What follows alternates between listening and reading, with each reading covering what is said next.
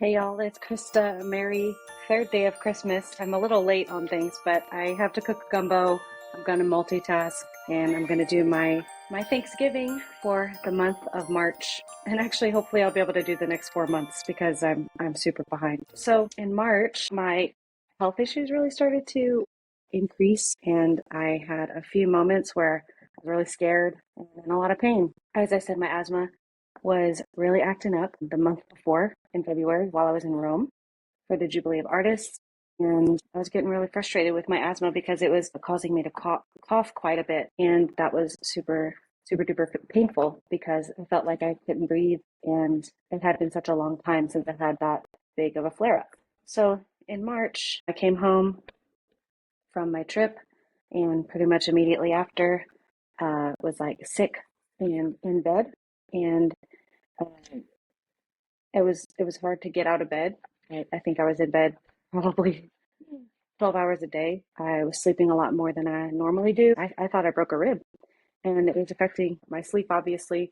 But one night in particular was really painful. I was kind of stuck in laying down and I was like moving and I could feel like this really sharp pain on my rib, pain I had never felt before, but I was coughing so much for so long that um, yeah, I really thought that I broke a rib. And I went to an ER place and I was like, hey guys, I just really want you to check out this rib situation. It seems broken or at least like significantly bruised. So can you please like just confirm that for me so maybe I could get a note from my work? And they asked a bunch of things. I don't remember all the questions, but they found out I traveled and they asked a bunch of questions. And they were like, actually, we think you have blood clots in your lungs. So you need to go to the ER room. And I was like, must I? And they're like, this is worse actually than a broken rib. A broken rib will heal, but this is pretty bad. And they said this is very serious. So if it's blood clots in the lungs, then you need to go to the hospital immediately, which I did. Was there for a full day and getting multiple tests on and going into the CT scan or whatever. And it turns out it wasn't that.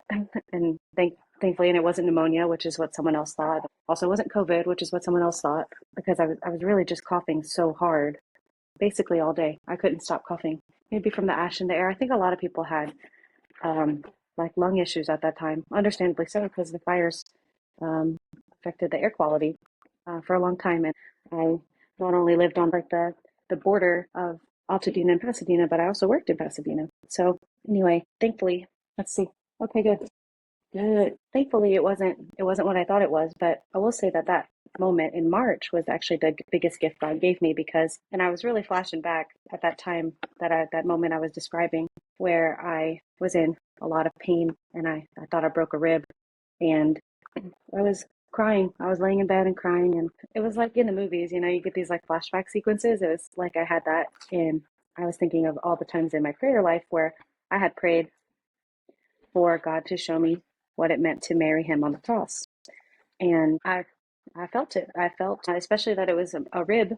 It was a sharp pain on my side. I couldn't help but think of Jesus whose side was pierced after he died. And I reflected on his side before, and I think that's my favorite wound of his, of the big five, because it's the wound that pierces his heart, first of all, but it's the wound from which the blood and water gushes forth, which represents his love and mercy. So I've always loved his side to feel that rib pain.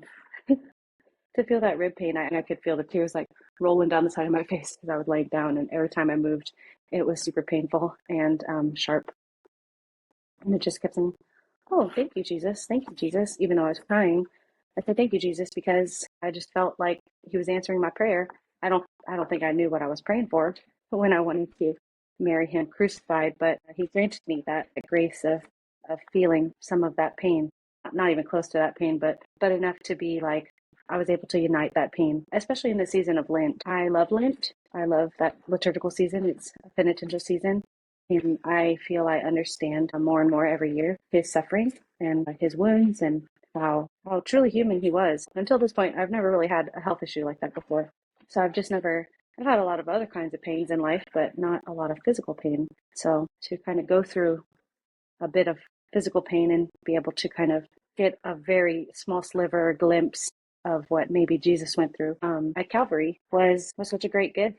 And it was the biggest gift that I received in March. And I was really starting to feel the effects of the fire relief because didn't sleep very well. I also had a lot of brain fog basically at that time, and I wasn't able to drive out of town and felt extremely, extremely limited. I'm a pretty fast paced person, and I like doing things. I like hosting people. I like going to events and parties and shows and performing arts. And during that month of March, I mean, even if I wanted to, it's like I couldn't even like move at a normal pace. I would have really painful work days. Everyone was trying to get me to take off 2 weeks, and I didn't listen to them.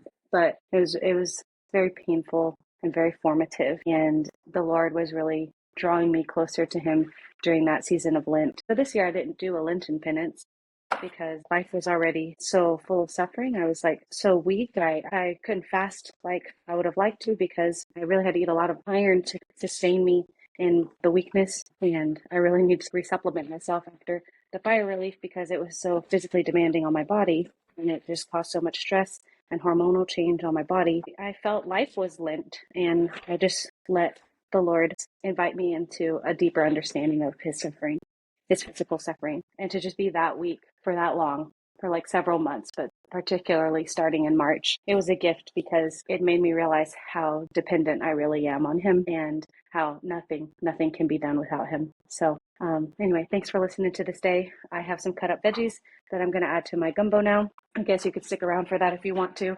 I am making gumbo for tonight, and I think it'll be really good. I don't know if you know this, but I am Cajun French on the inside. I'm Filipino on the outside, though. I call myself a Cajun Asian, and I have some seminarians coming in town for this gumbo and some other friends too. So looking forward to this, and I'm going to go to the next episode and continue cutting vegetables. Thanks for listening.